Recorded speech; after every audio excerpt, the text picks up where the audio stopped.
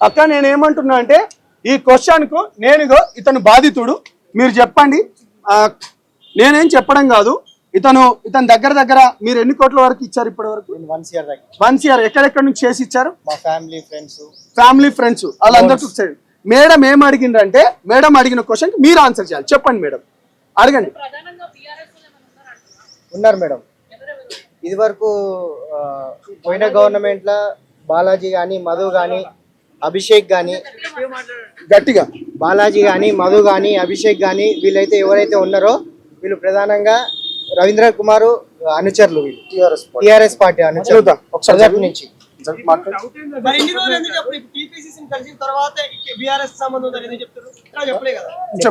వాస్తవానికి మాకు ఇప్పటిదాకా కూడా ఇట్లాంటి అవకాశాలు అంటే మాకు ఎప్పుడు దొరకలేదు. ఇంకోటి వాళ్ళు ఒక 1 year నుంచి కూడా మమ్మల్ని మబ్బి పెట్టారు, ఇస్తాం మీరు బయటికి వెళ్ళకండి, ఈ ఇష్యూ బయటికి రావద్దు అని చెప్పి, అట్లా బయటకు వస్తే మీకు రూపాయి కూడా రావు అని చెప్పి మమ్మల్ని బెదిరించారు. ఎవరైతే బాలాజీ ఉండే, ఎవరైతే మధురో వీళ్ళు మమ్మల్ని బెదిరించారు. కాబట్టి ఇప్పుడు దాకా మేము బయట చెప్పలేదు. వాస్తవానికి ఏంటంటే ఈ బాలాజీ అనే క్యాండిడేట్ మన పియ్యపల్లి మండలం నుంచి జెడ్పీటీసీ కూడా టీఆర్ఎస్ తరఫున పోటీ చేద్దామని చెప్పేసి కూడా అన్నాడు. ఆయన ఆల్రెడీ మన రవీంద్ర కుమార్ అనుచరుడే. ఈ మధు అనేట ఆయన కూడా ఆయన అనుచరుడే. అభిషేక్ కూడా బీఆర్ఎస్ పార్టీలో ఒక కార్యకర్త, ఒక లీడరే. రవీంద్ర కుమార్ మాజీ ఎమ్మెల్యే, ఇప్పుడు present MLA Balu Naik Devarakota, Congress party సంబంధించి అధికార పార్టీ. మరి ఆయన ఎందుకు దీని మీద ఇంతవరకు మాట్లాడలే? అపోజిషన్ పార్టీ సంబంధించిన ఎమ్మెల్యే అనుచరులు అయినప్పుడు గట్టి మాట్లాడుతూ ఎందుకు మాట్లాడాలి? అదే అండి, ఇప్పుడు అది మాకు అదే అర్థం కావట్లేదు. మరి వాళ్ళు ఏమైనా చేసుకుంటున్నారేమో కానీ మా దాకా ఇప్పటికి ఇది 1 year అవుతుంది. 9 మంది చనిపోయారు ఈ ఇష్యూ వల్ల. ఇప్పుడు దాకా మా స్థానిక ఎమ్మెల్యే ఎవరైతే బాలనాయక్ గారు ఉన్నారో ఇప్పుడు దాకా దీని మీద అసలు స్పందిస్తలేరు. ఆయన దేనికి స్పందిస్తున్నాడు అని కూడా మాకు అర్థం కాని పరిస్థితి. మేము చెప్పినా కూడా పట్టించుకోవట్లేరు. ఏ ప్రభుత్వం పట్టించుకోవట్లేదు, ఏ పార్టీ కార్యకర్త, ఏ ఎమ్మెల్యేలు కూడా పట్టించుకోవట్లేరు దీన్ని. మీరు అడిగిందాక నేను చెప్తాను. సూర్యాపేటలో డీల్ చేసింది ఎవరు? Exactly BRS. వద్దు నేను చెప్తాను అన్న. మీరు అడిగిన ఫస్ట్ క్వశ్చన్ నుంచి నాకు అన్ని క్వశ్చన్లు అడగండి, నేను చెప్తాను. టీపీసీసీ మహేష్ కుమార్ గౌడ్ కలవక ముందు ఎక్కడా చెప్పలేదు. టీఆర్ఎస్ కలిసిన తర్వాత ఎందుకు చెప్తుంది అన్న? నేను మీ ఫేస్ ఇవాళ చూస్తున్నా. ఒక్కొక్క నిమిషం ప్లీజ్. అంటే మీ మీడియా ముఖ్యంగా నువ్వు నన్ను అడుగుతున్నావు కాబట్టి నేను చెప్పాను. ఫస్ట్ నుంచి అక్క వీళ్ళందరినీ నేను తండాలకు తీసుకుపోయినానన్న. ఫస్ట్ నుంచి అభిషేక్ ఏ పార్టీకి సంబంధించిన వాడు అంటే టీఆర్ఎస్ పార్టీకి, బీఆర్ఎస్ పార్టీకి చెందినవాడు. అదే విధంగా ఇంటర్వ్యూ కూడా ఇచ్చిండు. బాలాజీ ఏ పార్టీ అంటే టీఆర్ఎస్ పార్టీ. నేను ఏంటంటే పార్టీలకు ఇది బురద జల్లే ప్రయత్నం అని కాదు, ఎందుకంటే వాళ్ళు వచ్చి మాట్లాడతారేమోనని. మీ ఛానళ్ళకి వెళ్ళి ఎవరైతే ఉన్నారో రోషన్ గారితో కూడా నేను కేటీఆర్ గారికి మాట్లాడినని చెప్పిండు. ఇది డెఫినెట్గా చెప్తున్నాం. ఇప్పుడు బయటకు వస్తున్నాయి. వీళ్ళు కానీ చెప్తే బయట డబ్బులు ఇవ్వము, మేము జైలుకు పోతాం, మీరు ఏం చేసుకుంటారో చేసుకోండి. ఆల్రెడీ ఇక్కడికి 9 ప్రాణాలు పోయినాయి. అభిషేక్ అనేటోడు మన తొలగి వెలుగు ఛానల్కి వచ్చేసి వీళ్ళ దగ్గరికి వచ్చేసి ప్రెస్ మీట్ కూడా పెట్టిండు, ఇంటర్వ్యూ కూడా ఇచ్చిండు. సో ఇక్కడ ఎవరితో నన్ను సంబంధించి కాదు. ఇంకొక క్వశ్చన్ అడిగిండు మీరు, బాలు నాయక్ గారి గురించి అడిగిండ్రు, రవీంద్ర నాయక్ గురించి కూడా. ఎగ్జాక్ట్లీ నేను అదే అడుగుతున్నాను. స్థానిక వీళ్ళ ఓట్లతోని గెలిచిన ఎమ్మెల్యేలు ఎందుకు మాట్లాడట్లేదు? నేను అదే అడుగుతున్నాను. మళ్ళీ ఇదే సామాజిక వర్గం వీళ్ళతోని ఫోటోలు దిగినాయి, అభిషేక్ దాంతో ఫోటోలు దిగినాయి. వీళ్ళకి ఎవరైతే ఉన్నారో ఆ వీడియోలు కూడా చూపెట్టండి. ఇప్పుడు అది ఒకసారి తీసి చూపెట్టండి. ఆయన వీడియోలు కూడా నాకు పంపించిన తీయండి, మీడియాకి చూపెట్టండి. ఈ ఎమ్మెల్యేలతో దిగినాయి వీడియోలు కూడా ఉన్నాయి. వాస్తవంగా ఏంటంటే వాళ్ళు మాట్లాడాలి, ఆ ఎమ్మెల్యేలు మాట్లాడాలి. ఇప్పుడు ఒక ప్రజాప్రతినిధి అన్న కాడ వస్తారు 100 మంది వస్తారు, 100 మంది దిగుతారు కావచ్చు. కానీ ఇదంతా జరుగుతున్న క్రమంలో ఎందుకు మాట్లాడట్లేదు? చాలా మంది పెద్దల పాత్ర కూడా ఉంది. మరి నేనేమనుకుంటున్నానే దానికంటే మీ మీడియా వాళ్ళకు కూడా తెలుసు ఇంత పెద్ద ఎత్తున జరుగుతుంది. 2 రాష్ట్రాలలో ఇది పెద్ద ఎత్తున జరుగుతుంది. ఇప్పటికి 9 మంది చనిపోయినరు, 4 హాస్పిటల్లో పన్నారు.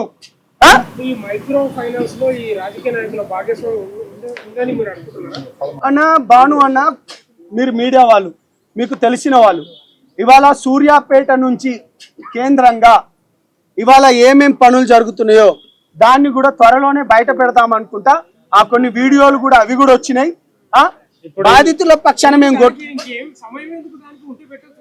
పెడతామన్నా. ఏమంటున్నా అంటే సూర్యాపేటలో ఒక వ్యక్తి కూర్చోబెట్టుకొని 10 రూపాయలైన ల్యాండ్ను ఇప్పుడు ఒక ఫర్ సపోజ్ ఒక 50 లక్షలు ఇచ్చిండు అనుకో, దానికి వాడిని ఏం చేస్తాడు, 8 లక్షలు వీళ్ళు వడ్డీ ఏమైనా కట్టిండ్రు అనుకో, ఇక మిగతా 42 లక్షలు ఉంటాయి కదా, దానికి ఏమంటుండ్రు 10 రూపాయల అయ్యేదానికి అంటే 10 లక్షలు అయ్యేదానికి భూమిని ఇప్పుడు 40 లక్షలు, ఇగో మీకు ఉన్నది గిదే, ఇగో మీకుంటే ఇది లేకపోతే గిది, ఈ దందాలు చేస్తున్నారు.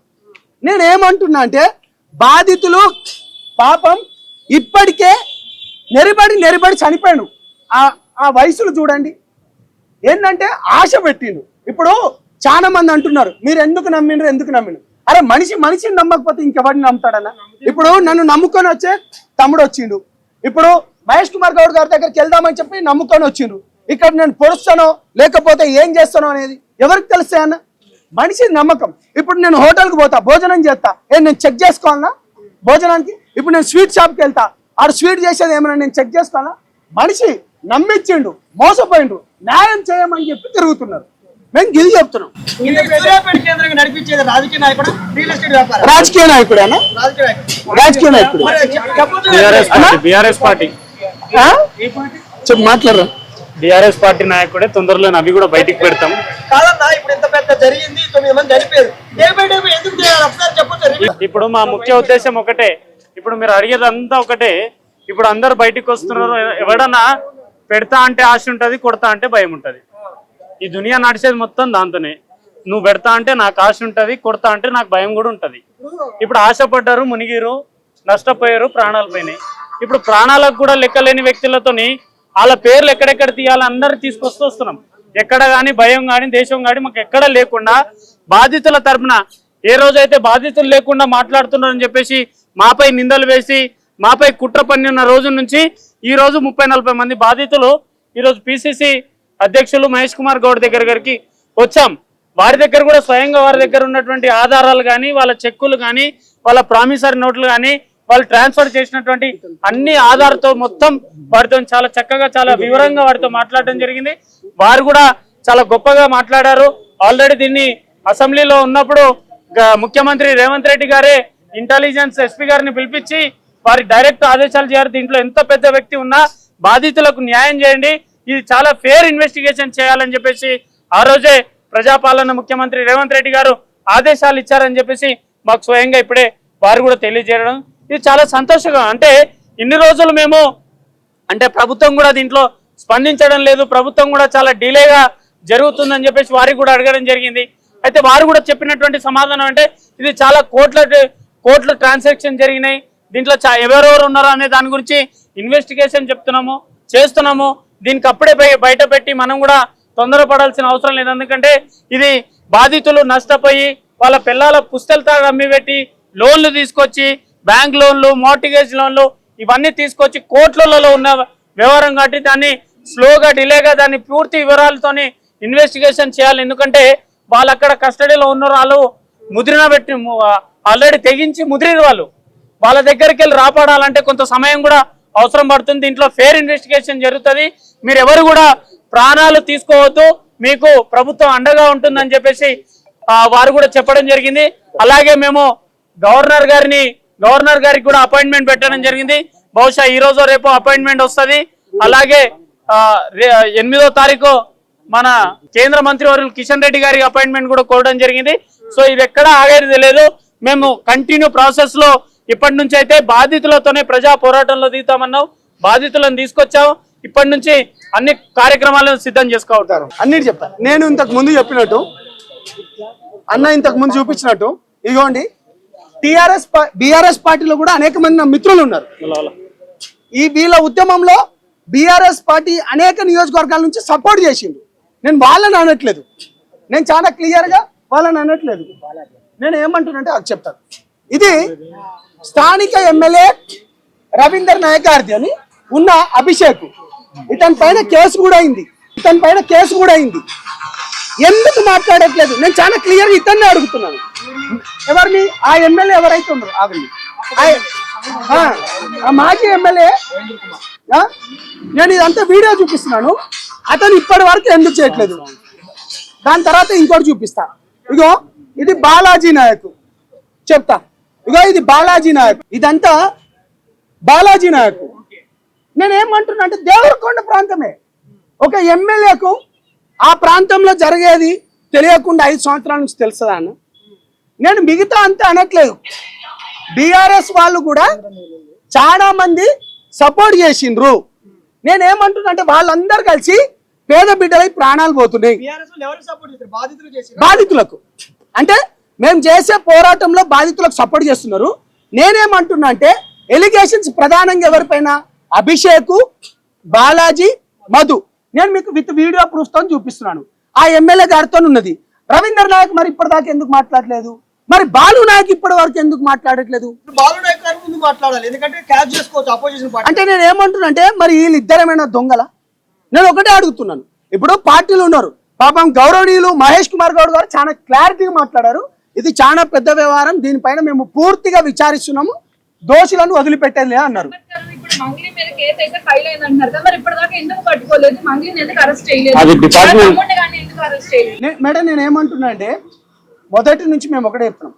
మేము మంగ్లీ గారు మాట్లాడిన మాటల్ని బట్టే మేము ఇన్వెస్టిగేషన్ చేస్తున్నాం. మధుకు మంగ్లీకి సంబంధం లేదన్నారు. సంబంధం ఎట్లుందో బయట పెట్టాం. మిర్చి తోటది బయట పెట్టాం.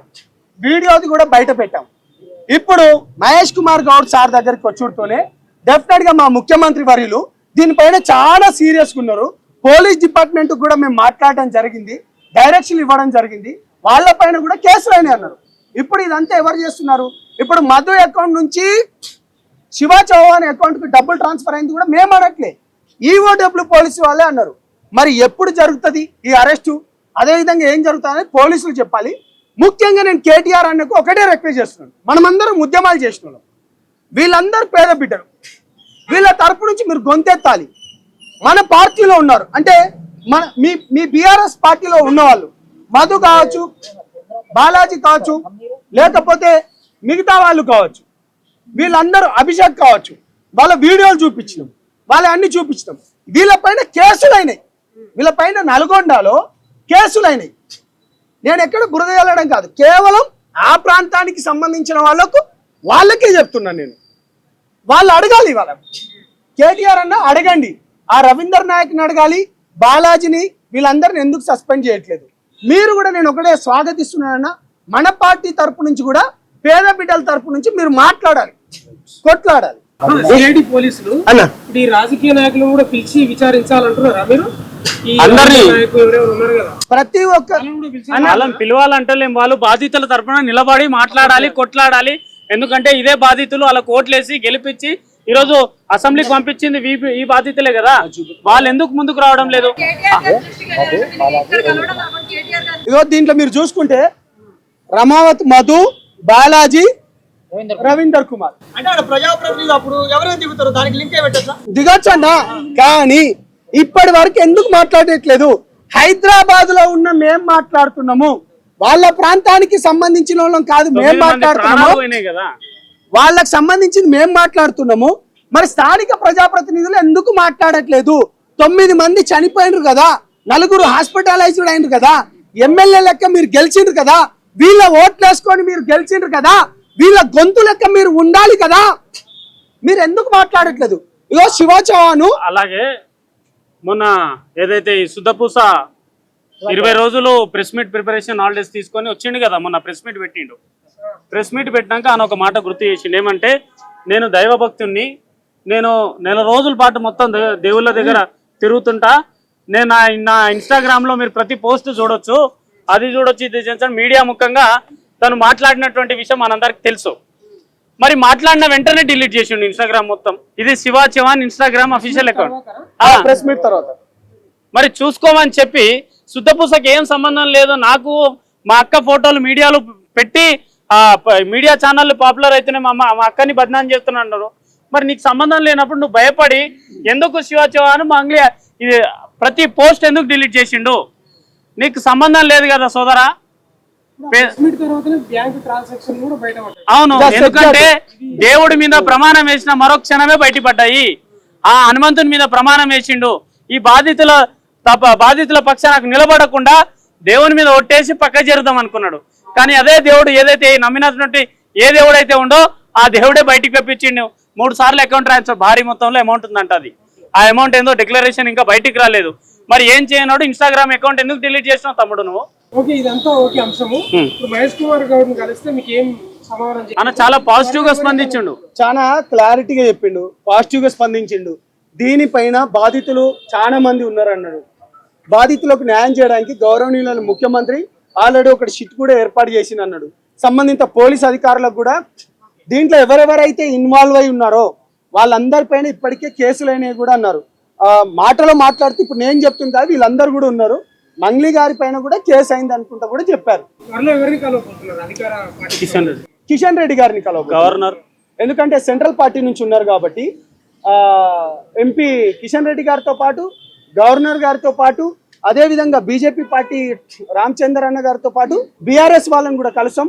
అదేవిధంగా ఇప్పుడు కొత్తగా పెట్టిన కవితక్క గారు ఎవరైతే ఉన్నారో టీఆర్ఎస్ పార్టీ కూడా పెట్టింది కవితక్క, వీళ్ళపైన కూడా మీరు మద్దతు తెలపాలి. ఈడీ ఎంట్రీ కావాల్సిన అవసరం ఉంది. 1000% కావాలి, 100% కావాలి. ఈడీకి పంపించాలని మీరు డిమాండ్ చేస్తారు. సిబిఐకి ఇవ్వాలి. ఈడీ గవర్నమెంట్ చూస్తుంటది కాబట్టి సిబిఐ కూడా రావాలి. సిబిఐ కూడా త్వరలో ఇవ్వబోతున్నాం. ఎందుకంటే వాళ్ళపైన కూడా కేసులు అవుతున్నాయి. ఎవరెవరు అవుతున్నారో, ఎందుకంటే మధు వాళ్ళు చాలా క్లియర్ గా వీళ్ళను మభ్యపెట్టడానికి కేవలం తక్కువ అమౌంట్ తోనే మాకు కేసులు పెట్టండి మా పైన. ఇప్పుడు వీళ్ళు చెప్పారు కదా, చాలా క్లియర్ గా చెప్పారు. మంగ్లీ గారు ఎన్నిసార్లు వచ్చింది, శివ చౌహాన్ ఎన్నిసార్లు వచ్చింది, శివకు ఎక్కడెక్కడ డబ్బులు ఇచ్చింది అనేది ఆ రమేష్ కూడా పెట్టింది కూడా ఉంది కదా. మేమేమంటున్నాంటే మేము అనట్లేదు, వాళ్ళు వేసిన దానికే మేము చెప్తున్నాము. మేము చాలా క్లియర్గా చెప్తున్నాము. ఇప్పటికీ మేము వాళ్ళని స్వాగతిస్తున్నాం. కూర్చుంటాం, మాట్లాడదాం. అవసరం అంటే నాకు ఎవరెవరైతే కాల్ చేసినో మా జాతి పెద్దలతోని వాళ్ళతో కూడా మాట్లాడి వాళ్ళకి ఇంకా త్వరగా న్యాయం జరిగేటట్టు చూద్దాం. కేటీఆర్ కలవబోతున్నారా? ఎందుకంటే వీళ్ళు బీఆర్ఎస్ తోటి అటాచ్ ఉన్నారు. కలిస్తే ఏం చెప్పబోతున్నారు? డెఫినెట్ గా కేటీఆర్ అన్న గారిని కూడా కలుస్తాం. ఎందుకంటే ఏమంటున్నా ఏం చెప్తాం, మిగతా పార్టీలందరికీ ఏం చెప్పబోతున్నాం, మీరు మద్దతు ఇవ్వాలంటున్నాం, మీ తరపు నుంచి పోరాడాలంటున్నాం. మీ పార్టీలో ఎవరెవరైతున్నారో వాళ్ళపైన ఎలిగేషన్స్ వస్తున్నాయి. అభిషేక్ కానీ ఆయననే ఒక మాట చెప్పినాడు, 22 ఏళ్ల పోరానికి ఫార్చునర్ కార్లు ఎక్కడ, 10 ఫార్చునర్ కార్లు. ఇగో నా తమ్ముడు ఇప్పుడు దేవరకొండ ప్రాంతానికి చెందినవాడే, 10 ఫార్చునర్ కార్లు, డిఫెండర్ కార్లు, ఇవన్నీ ఎక్కడ అనుకుంటా మాట్లాడిన కూడా కేటీఆర్ అని మాట్లాడిందట. కేటీఆర్ గారిది కూడా మేము సమయం తీసుకుంటాం, మాట్లాడతాం. దీంట్లో ఎవరెవరైతున్నారో ఇప్పుడు బీఆర్ఎస్ పార్టీలో ఎవరెవరైతే కల్పరేట్స్ ఉన్నారో వాళ్ళందరినీ కూడా ఏర్పడేయాలి. అదేవిధంగా రవీందర్ నాయక్ ఎందుకు మాట్లాడట్లేదు, స్థానిక ఎన్నికల కూడా స్థానిక ఎమ్మెల్యే కూడా ఎందుకు మాట్లాడట్లేదు కోరుతాం. ఫైనల్ అన్న, మీరు ఆరోపిస్తున్నా బీఆర్ఎస్ తో సంబంధాలు ఉన్నాయి కాబట్టి వాళ్ళు నిలబడాలని, లేకపోతే వాళ్ళు బాధితులు నిలబడాలని మీరు కోరుతున్నా? నేను చాలా క్లియర్గా చెప్తున్నాను, బాధితుల పట్ల ఇంత పెద్ద ఎత్తున జరుగుతున్నా వీళ్ళు ఎందుకు మాట్లాడట్లేదు? 9 మంది చనిపోయినరు, దేవరకొండ ప్రాంతంలో జరిగింది, ఇదంతా సాగర్ పరివారక ప్రాంతంలో జరిగింది. 4 పాయిజన్ అయి తీసుకున్నారు. మాజీ ఎమ్మెల్యే గాని తాజా ఎమ్మెల్యే గాని ఇద్దరు మాట్లాడట్లేదు. వీళ్ళందరికీ తెలిసినయే. వాళ్ళతోని నిందితులతోని వాళ్ళ ఫోటోలు దిగినవి కూడా వచ్చినాయి. వాళ్ళ పైన కేసులు అయినాయి నల్గొండ పోలీస్ స్టేషన్ లో. మాట్లాడినప్పుడు అనుమానాలకే దారి తీస్తుంది. మరి నెక్స్ట్ ప్రమేయం అదేనేమో మేము తీసాం కదా. ఇప్పుడు ఏదైతే రమావత్ బాలాజీ నుంచి మధు వచ్చిండు, మధు తర్వాత అభిషేక్ వచ్చిండు, ఆర్కే ట్రేడింగ్ అంట, కవిత అంట, భీమా అంట, వీళ్ళందరూ ఏజెంట్లు ఉన్నారు. వీళ్ళ దగ్గర ఒక 300-400 మంది ఏజెంట్లు ఉన్నారు. ఆ ఏజెంట్లు అందరూ పోలీసు వాళ్ళు కస్టడీకి తీసుకోవాలి. అప్పుడే ఏంటి ఇది, ఎక్కడ పోయింది డబ్బులు అనేది బయటికి పడుతుంది. ఏజెంట్లను పక్కన పెట్టుకొని బాధితులకు ఏజెంట్ల మధ్యలో కొట్లాట పెట్టించి వాళ్ళు సేఫ్ జోన్ లో ఉన్నారు. ఇప్పుడు ఏజెంట్ ఏమో బాధితులను ఏజెంట్ అడుగుతున్నారు, కానీ ఈ అసలైన బాధితులు మధుని అడగడం లేదు. ఏజెంట్ల దగ్గర ఆగిపోతుంది వ్యవస్థ. ఏజెంట్లకు బాధితులకు మధ్యలో కొట్లాట పెట్టి వాళ్ళు సేఫ్ జోన్ లో ఉన్నారు. ఇదంతా క్లియర్ ఇన్వెస్టిగేషన్ జరగాలి. ఈ ఇన్వెస్టిగేషన్ స్పీడప్ చేయాలి. ఫేర్ ఇన్వెస్టిగేషన్ జరగాలి. ఇప్పుడు వారు కూడా సిఐడికి ట్రాన్స్ఫర్ అయింది, మేము చేయాల్సినది ఏం లేదని చెప్తుంటాం.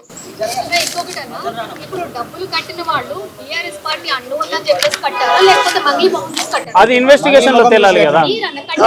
మంగ్లీ ముఖం చూసి కట్టినాం. వాళ్ళు మాట్లాడతలేరు ఎందుకు మరి? ఆ పార్టీ నాయకులే కదమ్మా. పెద్ద పెద్ద వ్యక్తులను కలుస్తున్నప్పుడు నమ్మకం రాదమ్మా. వ్యక్తి లేనప్పుడు పార్టీ ఎక్కడదమ్మా?